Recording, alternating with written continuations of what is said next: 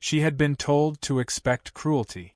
A young Japanese nurse, barely 20 years old, sat on a wooden bench inside a makeshift medical station, her uniform torn, her sleeve bloodied. The air smelled of disinfectant and damp canvas. Across from her, an American medic bent carefully over her arm, winding a clean white bandage with deliberate care.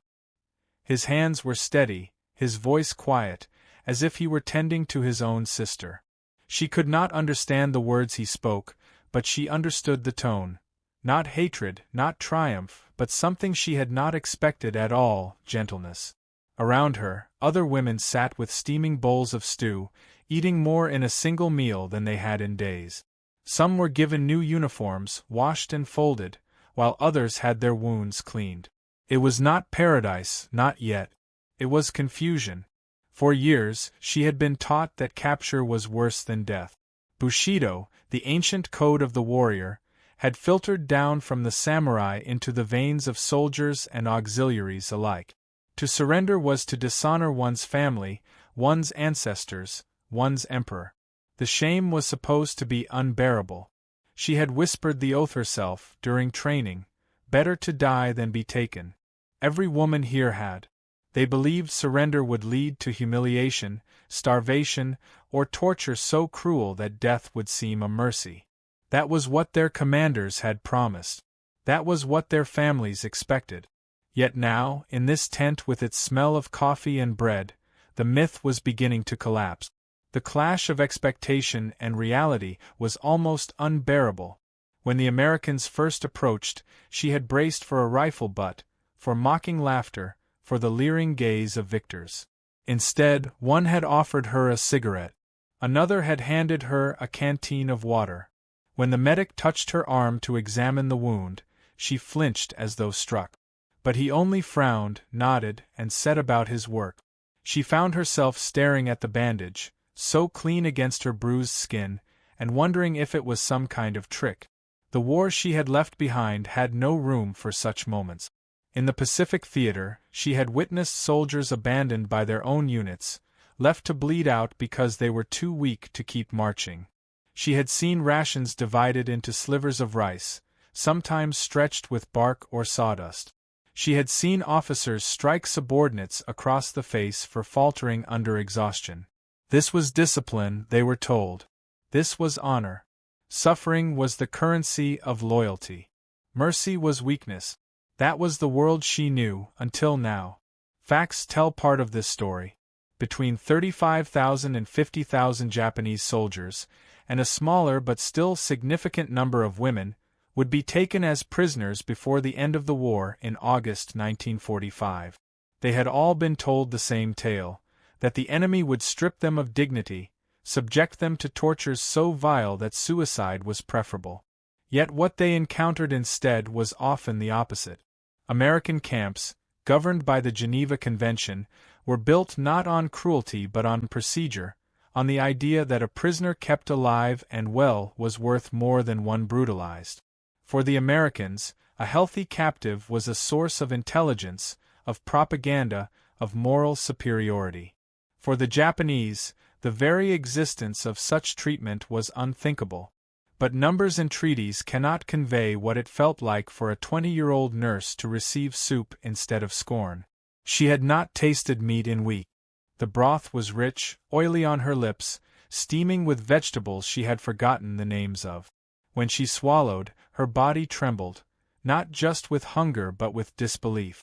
Beside her, another woman, older, wiped her mouth and wept openly. To cry over stew might seem absurd, even laughable. Yet in that moment the food was not just food, it was proof that the enemy saw them as human. The irony was sharp. While Japanese propaganda insisted that American captivity meant degradation, here were guards who learned their names, doctors who treated their wounds, cooks who handed out bread as if feeding comrade. Meanwhile, Allied prisoners in Japanese camps faced starvation rations, bamboo cages, and backbreaking labor. 1 in 3 would die. The comparison was staggering, almost grotesque. One side built survival into its prison policy, the other built death. Still, trust did not come easily. Some women refused food at first, convinced it must be poisoned. Others hid the chocolate they were given, certain it was bait. The nurse herself hesitated when the medic offered her a cup of coffee, the steam curling upward like incense. She had never tasted it before. When she finally drank, the bitterness startled her tongue. She coughed, and the medic chuckled softly, shaking his head as though amused by her innocence. That small, human sound, the laugh of an enemy, pierced her armor more deeply than any bullet. The shock was not only physical but cultural. These women had been raised in a system that stripped them of individuality. They were auxiliaries, functionaries, pieces of the great war machine. Their comfort did not matter. Their suffering was proof of devotion. And yet here, in the hands of their supposed foes, they were treated as individuals. A bed meant one body mattered. A blanket meant warmth was not weakness. A bandage meant healing was worth the effort. These simple things, so ordinary to the Americans, struck like revelations to the women who received them. It was a world turned upside down. Soldiers who had been prepared to die now found themselves fed. Nurses who had been ready to be shamed found themselves respected. Even the silence of the camp at night was disorienting. No shouted orders, no ritual punishments, only the distant hum of guards speaking quietly among themselves, the faint notes of a harmonica carried across the barracks. Some women lay awake, staring at the ceiling, wondering if they had stepped not into captivity but into some strange dream.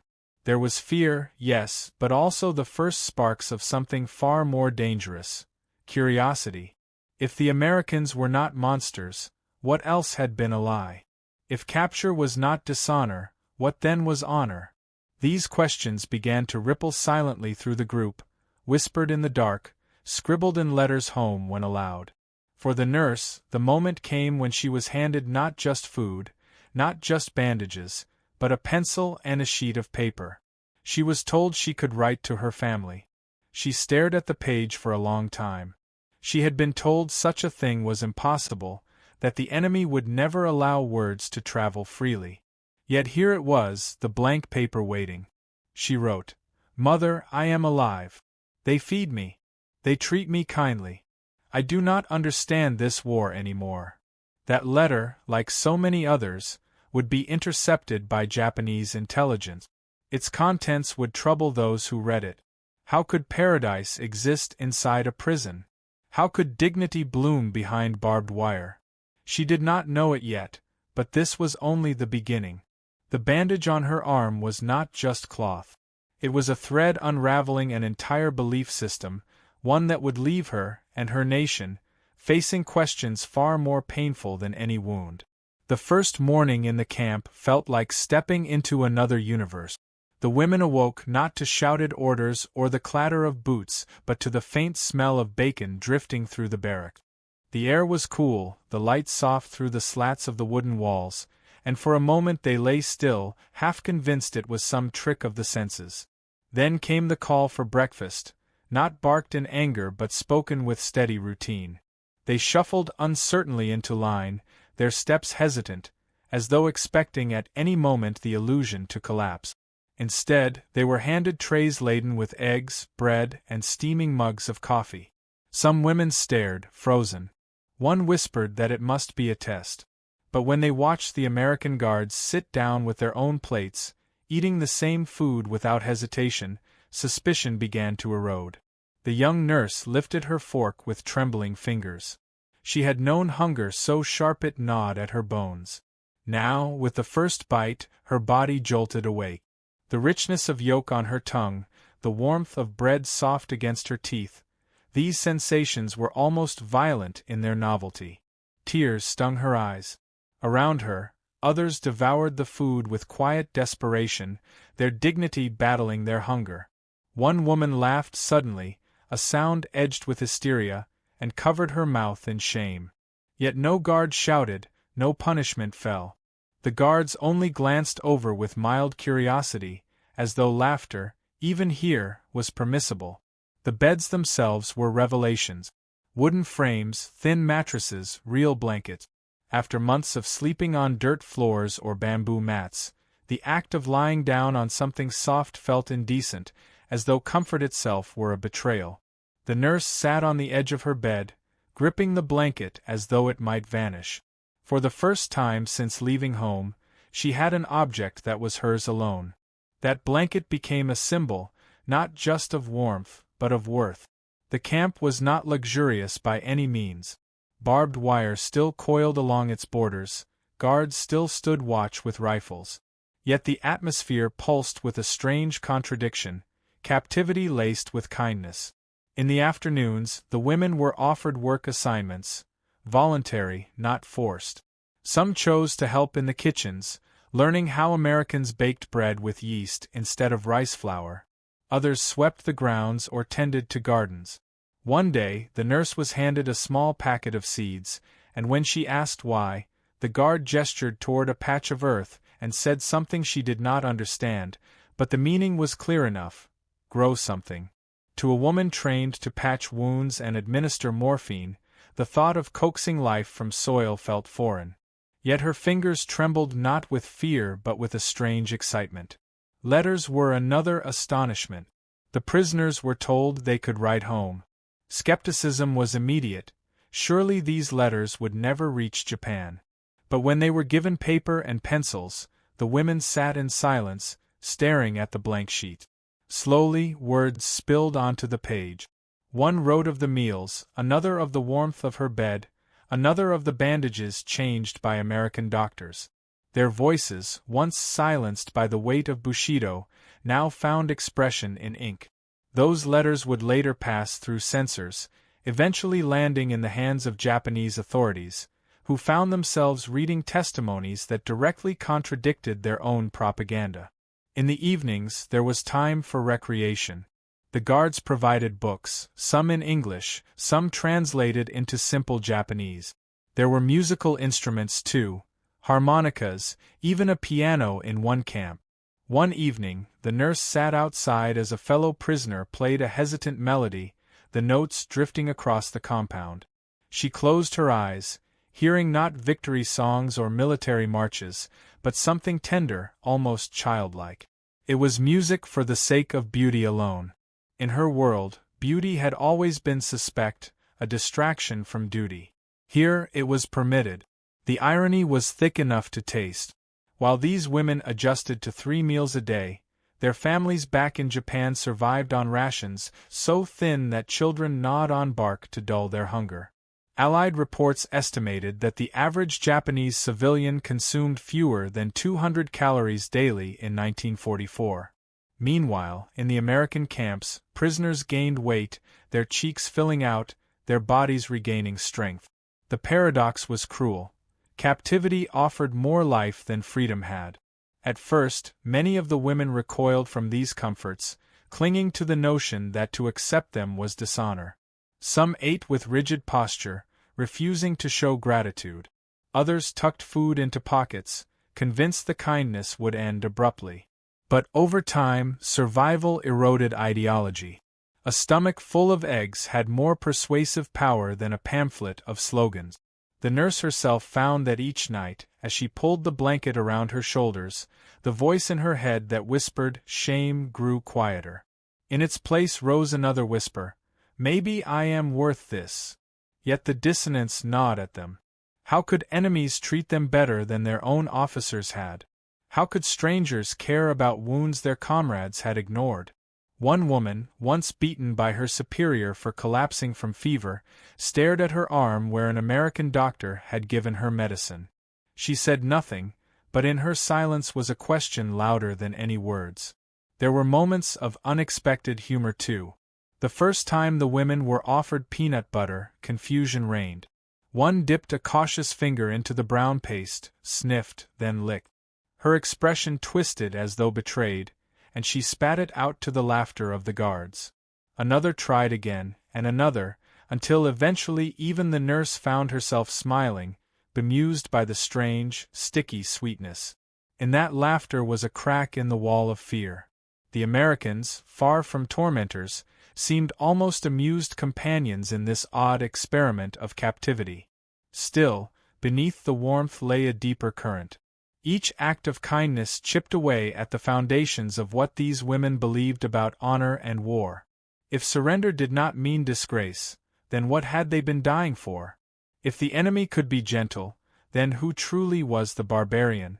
These questions lingered in every bowl of soup, every clean bandage, every note of music drifting in the night. The nurse, once certain that her life belonged only to the emperor, now lay awake on her narrow mattress, tracing the knots in the wooden ceiling. She thought of her mother, thin and hungry in a house without fuel, of her brothers marching in ragged uniforms. She thought of the stew, the laughter, the seeds waiting to be planted. She felt as though she stood on the edge of two worlds, one collapsing, one unknown. What unsettled her most was not the comfort itself, but the idea it carried, that her life, her individual life, mattered. That realization was more destabilizing than any weapon. Because once dignity is tasted, it cannot be forgotten.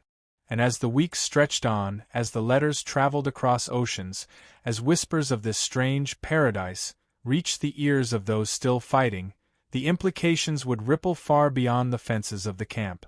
The days in captivity began to take on a rhythm, steady and almost disarming.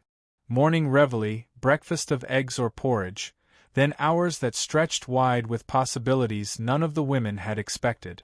The barbed wire was still there, sharp against the horizon, yet within its bounds something subtler unfolded. It was not simply survival. It was the slow, quiet revolution of dignity.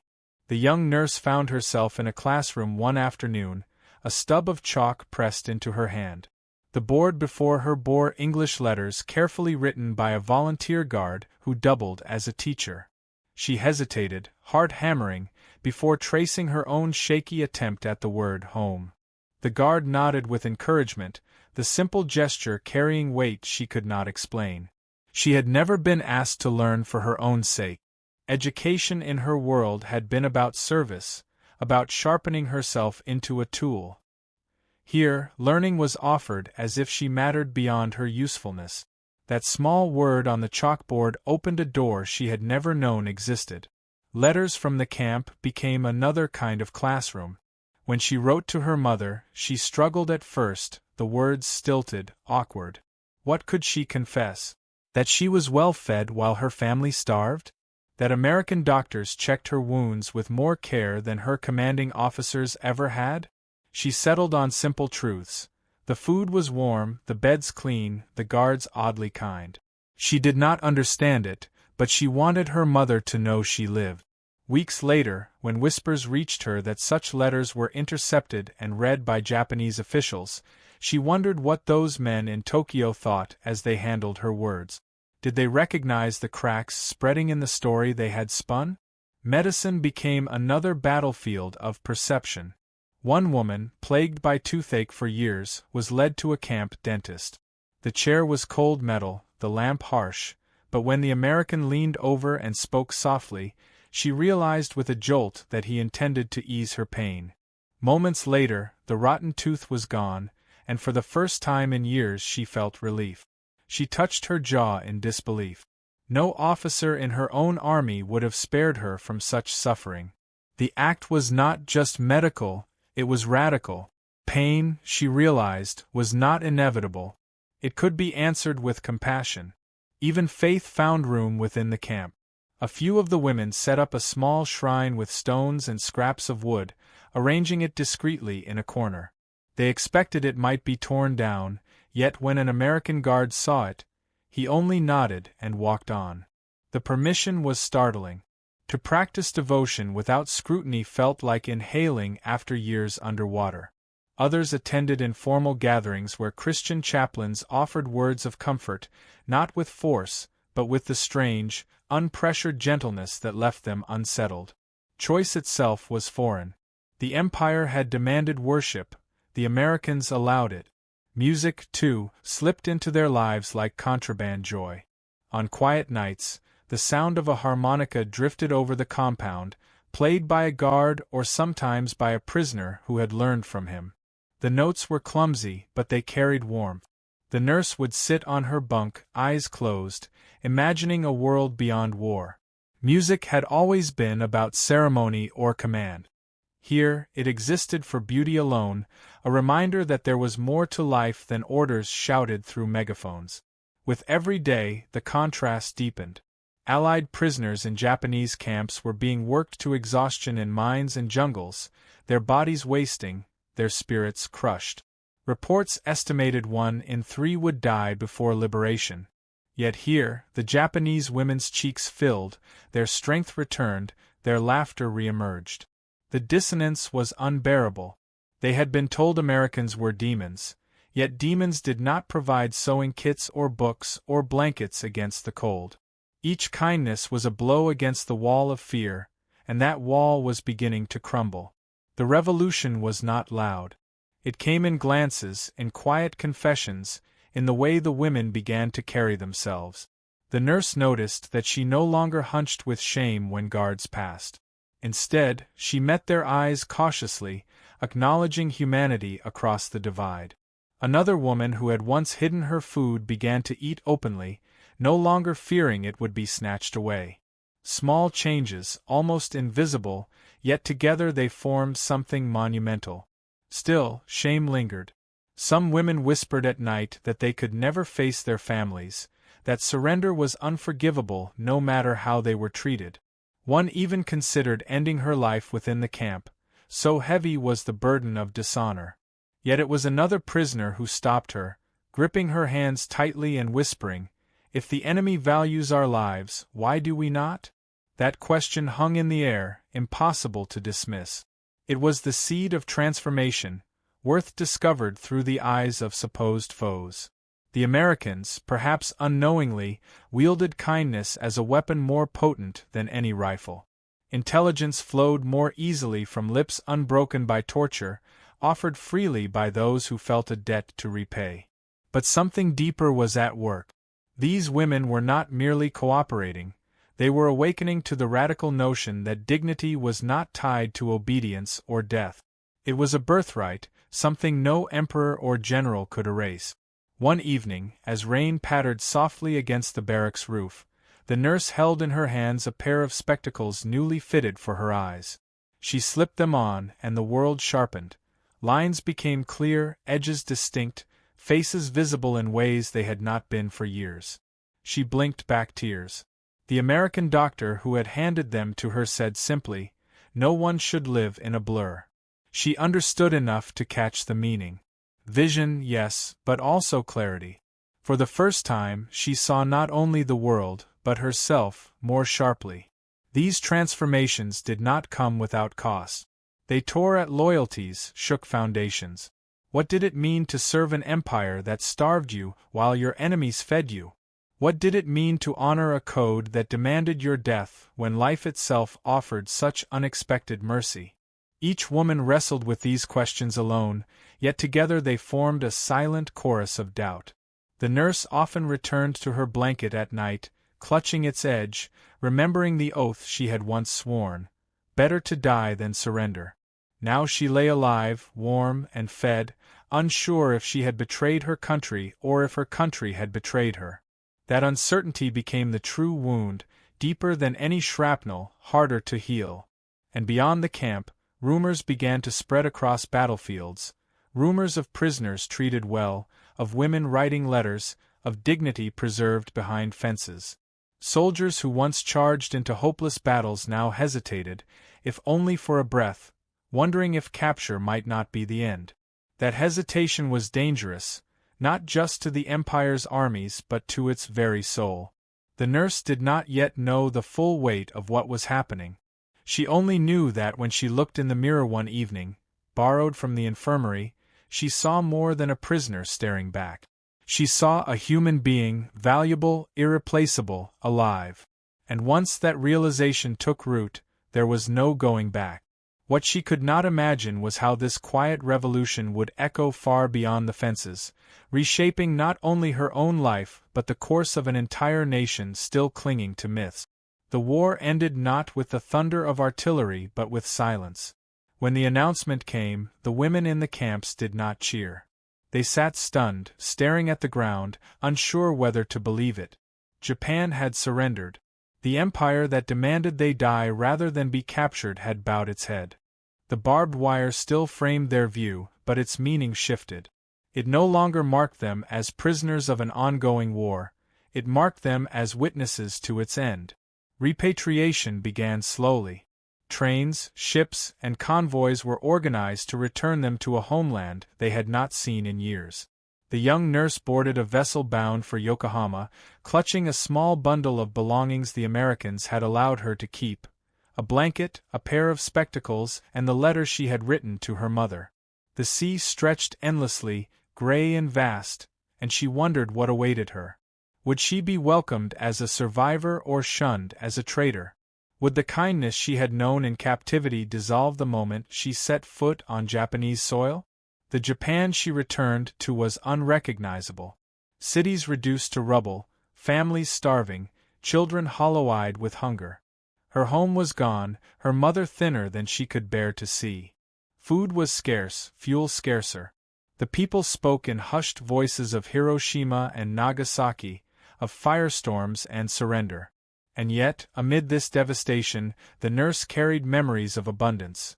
Hot meals, clean sheets, doctors who cared. To speak of such things felt dangerous, almost obscene, yet she could not erase them. The contrast gnawed at her.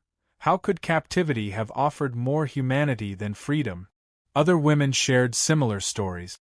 They spoke quietly, in corners and whispers, about American guards who remembered their names, about nights filled with music, about the first time they had been treated as individuals rather than tools of the state. Some admitted they had learned English, others confessed they had read American books. For a few, these experiences became seeds of transformation.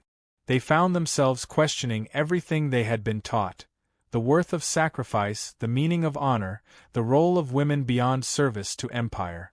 The revolution that had begun behind barbed wire did not end with release. It followed them home. Not all could bear the weight. Some returned to families who viewed them with suspicion, ashamed that they had surrendered at all. A few never spoke of their captivity again, burying the memory as though silence could erase it. Yet others carried their testimonies into the fragile New Japan, telling neighbors that the Americans had not been demons but men, flawed yet compassionate. Their words unsettled those who had built their identity on fear of the enemy. For the occupation forces, these voices became unexpected bridges, proof that coexistence was possible. Intelligence officers later admitted that humane treatment of prisoners had reaped rewards far beyond expectations. Cooperation flowed naturally from people who felt respected. Military secrets were shared not out of fear but from a strange sense of debt, even gratitude. Some historians argued that this policy may have shortened the war by months, saving countless lives. But for the women themselves, the real legacy was not strategic. It was personal. They had glimpsed a world where dignity was not earned by suffering, but given freely. One afternoon, months after her return, the nurse sat with her mother in the ruins of their home. They boiled weeds for soup, the broth thin and bitter.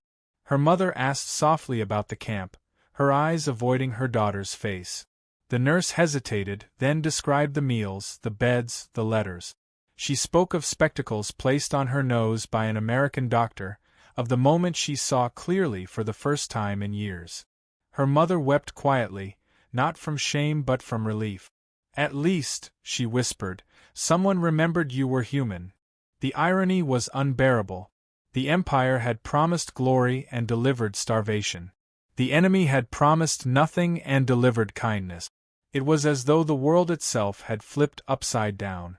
The women who lived through this paradox could never see war the same way again. Some became advocates for peace, their voices small but insistent in a society struggling to rebuild. Others carried their memories silently, letting them shape the way they raised children, teaching them that compassion could be stronger than cruelty. Even decades later, when historians interviewed former female prisoners, their words carried the same astonishment. One recalled, "They gave me chocolate and I did not believe it was real. I thought it must be a trick. But then I saw the guard eat the same piece. That moment changed me. If the enemy could share chocolate, what else could the world share? Another said, I learned English in the camp. I still speak it. Sometimes I dream in it. These testimonies, fragile yet powerful, formed a mosaic of experiences that defied the simple narratives of propaganda. The quiet revolution of dignity did not topple governments, but it shifted lives. It showed that even in the darkest war, kindness could fracture the hardest ideology. The nurse, who once believed her only worth was in service to the emperor, now knew otherwise. She had been valued by strangers. She had been treated as if her pain mattered, as if her hunger deserved relief, as if her vision deserved clarity. That knowledge was indelible. It could not be taken back. The Americans may not have intended to spark transformation. Their policies were pragmatic, rooted in Geneva Convention obligations and strategic thinking. Yet the unintended consequence was a revelation, that humane treatment could win battles no bomb ever could. The Empire's command had demanded death before dishonor. The Americans had shown that life, preserved with dignity, could be more powerful. The nurse carried these truths quietly, yet they colored everything. When she walked through ruined streets, when she watched occupation soldiers hand out rations to children, when she held her mother's hand at night, she remembered the camp not as a prison but as a strange, paradoxical paradise. Not paradise of luxury, but paradise of humanity, of discovering worth where she least expected it. And so, the story of these women does not end at the barbed wire. It lingers in the silence of their memories, in the subtle changes they brought to their families, in the testimony they left behind. It lingers in the simple objects they carried home, spectacles, letters, blankets, that became symbols of a truth larger than war. For in the end, the greatest shock was not that the Americans had treated them kindly. It was that kindness itself could survive a world devoted to destruction. That dignity could bloom in captivity. That even enemies could remind you of your humanity. And as whispers of these experiences spread, first through families, then through villages, then across oceans, they carried with them a question that unsettled victors and vanquished alike. If paradise could exist inside a prison, what did that say about the world outside?